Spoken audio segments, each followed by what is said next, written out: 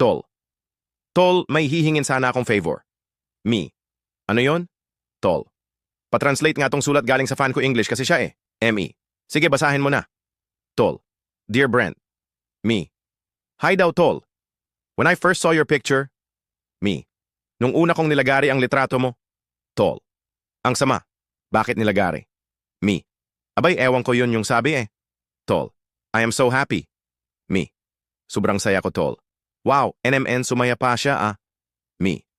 Oo nga eh. Gehelang ituloy mo, Tol. That's why I collect your pictures. Me. Kaya kinolekta ko lahat ng litrato mo. Tol. Ay, sheesh, me. Natuloy mo. Tol. I-post them in my room so I can saw them every day. Me.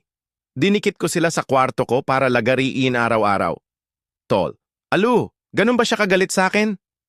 Me. Abay, ewan ko. Baka nga, Tol. I'm a big fan of yours. Me. Malaking pamaypay mo ako. Tol. Pamaypay? Ba't daw siya naging pamaypay? Me.